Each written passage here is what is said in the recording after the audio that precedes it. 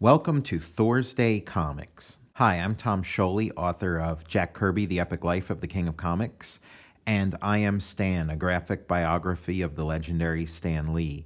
And in the show notes below, there's a link where you can pre-order I Am Stan, and you can also pre-order at that same link the softcover edition of Jack Kirby, The Epic Life of the King of Comics.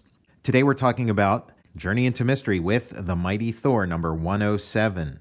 New, different, seemingly unbeatable. You and Thor are about to meet the Grey Gargoyle. And just great cover here, high action.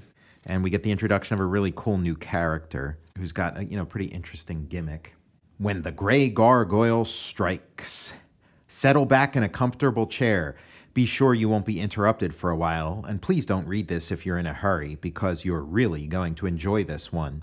A lot of this hyperbolic self-promotion it's just so warranted. I mean, there's hyperbolic promotion even when the comics aren't so great. But I mean, when it's true, it's really true. And this is one of those. It's a really good story, lots of fun. You can tell Kirby is getting more comfortable with the increased page count. The previous story felt a little bit padded here and there, but this one takes really good use of the extra space and has a lot of nice little twists and turns. Written by Stan Lee, who needs the money. Drawn by Jack Kirby, who enjoys the practice. Inked by Chick Stone, who loves the publicity. Lettered by Art Simic, whoever he is. So yeah, having a little bit of fun with the credits. And as usual, Jack Kirby is also the co-writer of this story. And so we're back where we left off from the previous issue, and Don Blake is pretty bummed out because in the previous issue, he had to sort of, sell out Thor, in order to get, get his hammer back. But he is Thor, so, he had a plan and it was all for the right reasons. But Jane Foster left in a huff. She was very upset that he had, betrayed Thor, seemingly out of his life forever. But at that moment, the door to the outer office opens wide, and Thor, what are you doing here? Jane, I thought she had gone for the day. I'll have to think fast. I came to find Blake. I've been told he tried to betray me to two of my foes. Where is he? Speak, woman. I don't know. He must have left by his private door. He's not here. But Thor, you mustn't seek revenge. I'm sure he meant no harm. After all, he's only human, and he must have been frightened, confused. Even though he's not heroic as you, he's good and kind, and I can't help myself. No matter what he's done, I love him. You still love him? Thor, wait. What are you going to do? Do not worry. I shall not harm the man you love, I promise. And then, he's got his, I love the raised eyebrow here when she says that she loves Don Blake. And then as soon as he's out of earshot, she loves me, he just, is just in complete ecstasy. With a blinding burst of speed, Thor hurls himself into the sky, his heart bursting with joy, his very lungs aching to cry out in sheer happiness. She loves me. So yeah, this is, we find out that she gave Don Blake a real scolding at the end of the previous issue, but she can't help herself. She loves him, and when she hears that Thor is looking to give him his comeuppance, she begs him for mercy and tells him that she loves Don Blake, and he could not be happier. And this is a big development. This is a big moment. This would be like Lois Lane admitting that she loves Clark Kent, which I don't know that ever happens in a Superman comic. I think she marries a Superman before she and never really has a moment where she's like, I love Clark Kent, without knowing that he's Superman, which it was kind of what was behind the ruse. It's like, if you don't love Clark Kent, then you're not in love with the full man. You have to love both halves of the equation, not just the sort of grandiose, glamorous one. Love both sides of him. And so we get this really nice development. She loves me. She will be mine somehow, some way. I'll win her. I'm in love, even as you are. "Do you hear? Thor is in love." So I don't know that I've ever seen in a superhero comic prior to this a superhero having such a celebration of love, almost like, becoming like sort of giddy, very counter to his sort of stern image. But this is what love does to a person. He really is in love, and he's celebrating it. And it's just a really nice catharsis. And again, up to this point, completely unique to this comic. I don't remember, Reed Richards doing a, this kind of like, jumping up and down on Oprah's couch kind of thing that Thor's doing here, when he finds out that Jane loves him. So it's just a really great moment, and just, very satisfying, in the context of like an ongoing comic book soap opera. And, you'll see, there's similar things that happen in, comics, in the 70s, the 80s, the 90s, the 2000s. But, this is the first time I've seen it, and it'll be a while before you see something like this in even like another Marvel comic. Out of the window of an airplane is watching, Thor's newest villain, who, just a really great scene. He gets out of the plane, and everybody else that was on the plane with him are all turned to stone. Now here's where I sort of second guess, one of the plot choices, which again, since it only seems to exist in the dialogue and not in the actual action of the story, I'm assuming it's, Stan Lee, who, tends to sort of undercut the suspense and the drama of Kirby's stories in the service of making it maybe, dumbing it down, I would say, or making it clearer for the reader, or reducing the stakes, reducing the tension. Maybe it's a comics code thing, but he, immediately takes some of the sting and some of the impact and some of the punch of this like very, dramatic visual and this very dramatic development. He like immediately in the next panel sort of takes the air out of it. By the time the stone spell wears off them and they are able to accuse me, I'll be safely hidden among the teeming millions of the city.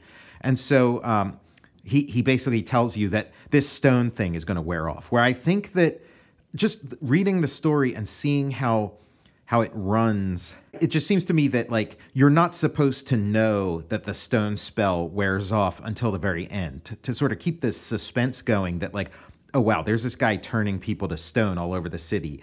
It's a little, it's a little less scary, a little less interesting if it's like, oh, there's this guy turning people to stone in the city, but then it wears off in an hour and they're okay. Like that doesn't quite have the impact. And it sort of, goes against, just sort of ideas we have about, how you structure a drama, and that you sort of, keep the danger, simmering until it's, finally resolved at the end, as opposed to like relieving it right from the get-go. And so then we get his origin, typical, mad scientist kind of stuff. He's creating this formula. A guy interrupts him. He spills a little on himself, and it turns his hand to stone. And then when whatever he touches with his hands turn to stone, including himself, including his own face. So now he's, going around Paris, turning people to stone and turning this guy to stone. And then he says that my spell only lasts for an hour. 60 seconds from now, you'll be normal again, though considerably poorer. So he's like turning this guy to stone and robbing him. But it seems like there's a contradiction just in that word balloon in itself, that he says it lasts for an hour, and then he says 60 seconds. You'd think he'd say 60 minutes, but maybe he turned this guy to stone 59 minutes ago, and he's just been like completely emptying the store, and now in 60 seconds, the guy's going to turn back to normal. But I think it's just, just a simple typo there. And so he's on a crime spree, fills his place up with loot. Now he's looking, for a new challenge, and so he's gonna go after Thor, and the reason he gives is that he wants to steal Thor's power of immortality, and that maybe this formula that he was working on that turns him into stone, maybe he was working on some sort of life extension, some kind of cellular preservation or something, and it just sort of went wrong. So now he's in New York. He turns this guy to stone, and again, immediately taking the kind of excitement and danger and suspense and fear out of it by saying, You will remain this way for 1 hour. In that time, Thor is sure to learn what has happened and come to investigate, and then I shall strike. And even if, let's say, the idea is that, his powers only last for an hour, you don't have to have him tell you that. You can sort of withhold that information to create, greater drama. And then you find out at the end of the story when it's all resolved that, it wears off. And again, throughout the story, it changes what the length is. Here, first he says an hour, then he says 60 seconds, then he says an hour again, and then later on he says 24 hours. So again, doesn't seem very well thought out. And yeah, like considerably reduces the drama. If I were doing, like a Thor grand design or whatever, and I were, sort of retelling this tale, I would remove that element. I would just make it so that you don't find out that these people go back to normal until after, the guy's been defeated. And so Thor overhears all this stuff about this guy going around turning people to stone. They find that cab driver, and he's still in his seated position.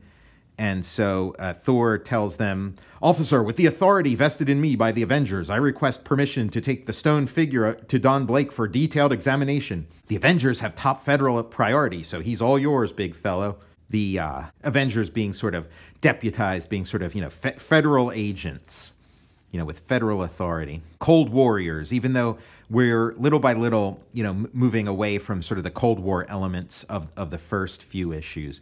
And so he's examining this guy.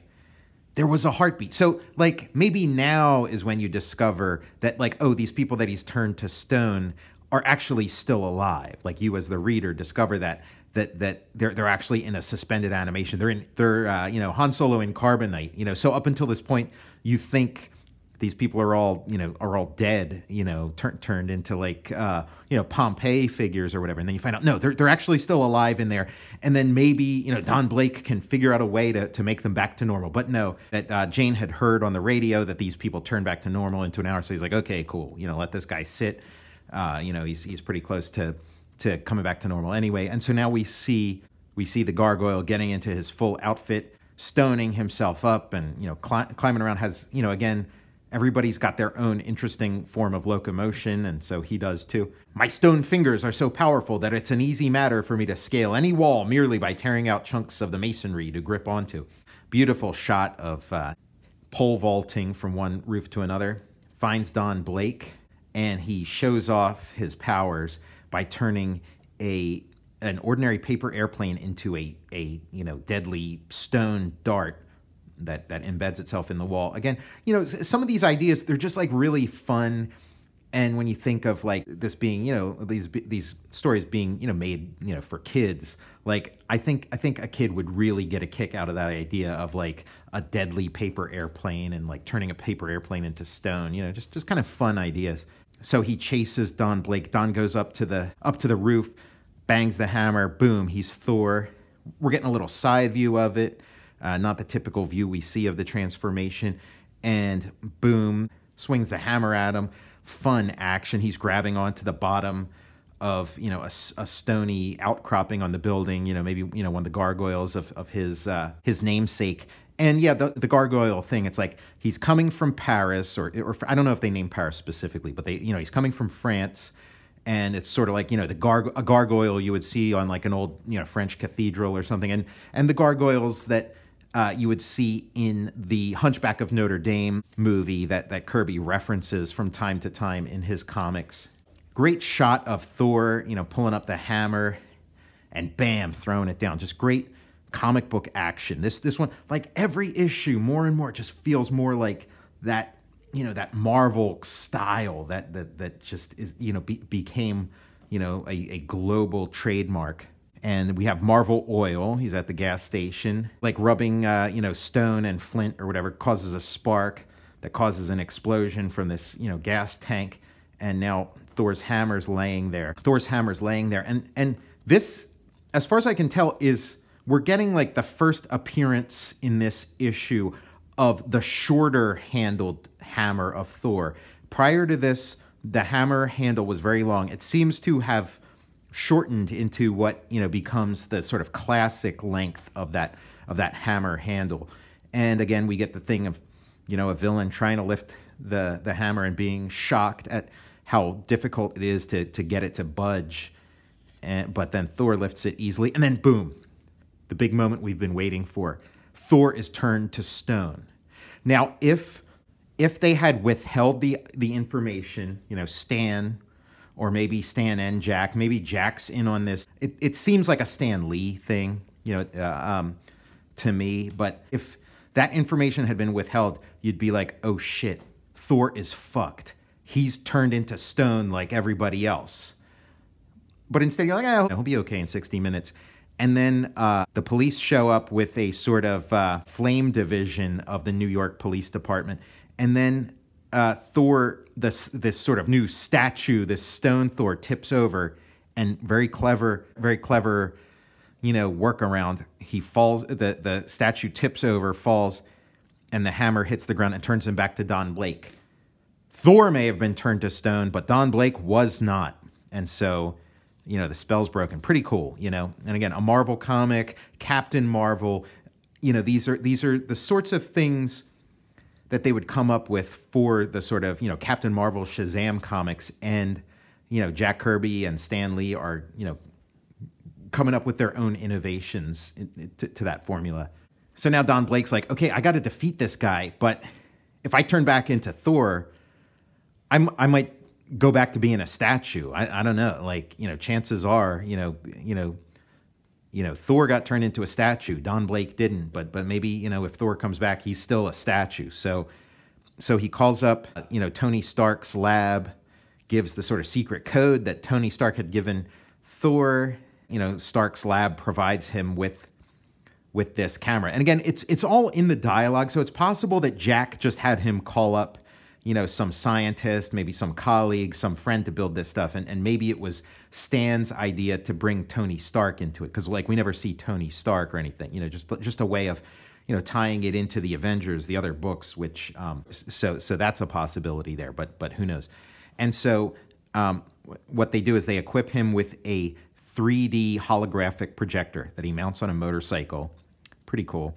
And he goes riding through the city on this motorcycle, projecting this 3D image of Thor that is fully animated and that he can sort of manipulate with the controls with his operating the projector with breathtaking skill. The surgeon's hands of Don Blake make it appear that Thor is dodging the cornice which the gargoyle has hurled. So, he's able, you can imagine a sort of, 3D rendering that is being manipulated. So we get this cool sort of motorcycle chase through the city. And then Thor, the holographic Thor throws his hammer. He's ready to catch it because he wants Thor's hammer, assuming that it may be the key to Thor's immortality, but it passes through him. So that's his first clue that something fishy is going on. And then it comes back to Thor. And then his next clue is that, hey, I didn't realize Thor could hover in the air without his hammer. I thought his hammer was his source of flight. And so we get this really great drawing, a close-up of the gargoyle's face, really nice. He realizes he was scammed, and it's this motorcycle guy that's projecting it. And so he jumps down, takes the controls of this van, the Scooby-Doo van, and he starts chasing him. And Don Blake, again, we get the cleverness of Don Blake without the powers. That he's not just some muscle-bound idiot. That he actually he can actually defeat the bad guy even without his powers, through sheer pluck and cleverness. And so he lures him to the docks, and they both go into the water in a sort of in beautiful explosive fashion. Just great great moment of wreckage and chaos that as only Kirby can deliver. And then they go into the water. Now, what I thought was going to happen was that they go into the water, and then Don Blake climbs out, and the water all turns to stone, and he's stuck in this cement block of what was once water. But no, that doesn't happen. But he's too heavy, to stay afloat, and so he sinks to the bottom as Don Blake, climbs up out of the water. A lot of these stories sort of end at the waterfront. It's a lot of fun. The Grey Gargoyle finally found the immortality he wanted at the bottom of the sea. And so then now would be the time when you would reveal that actually the, that spell wears off. It wore off, after 24 hours or whatever. So everybody who was stone is back to flesh, so that you maintain that suspense and that danger throughout the whole story, and only only relieve that tension once the villain is defeated. And maybe again, the having it wear off after a certain amount of time, is good, for a character you want to sort of return again and again. But another solution might have been that, the Grey Gargoyle died, and when he died, the effects of his spell go with him, as is often the case in, sort of like, stories of this type, legends and things. You kill the vampire, and then, all the other vampires he created or cured. Dr. Blake isn't here, Thor. This is the cab driver who had turned to stone. After the spell wore off, he wanted to thank the doctor. Where is Blake? He's home resting. As you can see, you're not the only hero around here. Perhaps Blake is braver than I had thought. Daring physician rids city of Grey Gargoyle menace. So this is like the issue where Don Blake gets to shine. This is the issue where, Jane Foster finally confesses that she loves Don Blake. She loves humble Don Blake. And we see that, humble Don Blake is a pretty great guy. We tie up this, this great little story. And without another word, the mighty Thor, his heart singing, turns and hurls himself into the blue. Just a great, really fun story. Lots of cool twists. Again, would have been better if, turning to stone still had some danger to it, throughout the story, as opposed to being, resolved immediately. But still, just so much fun, and just like a really, has a great upbeat ending. Sometimes they have these suspenseful downer endings, and this one's upbeat ending, and like love is in the air. And this soap opera where readers of superhero comics are accustomed to just things never changing. Superman and Lois Lane and we're no closer to, being married at this point in their history. But this one's moving forward. It's moving forward, and it's going to be fun seeing, how it develops further. And we get a plug for Avengers number 7.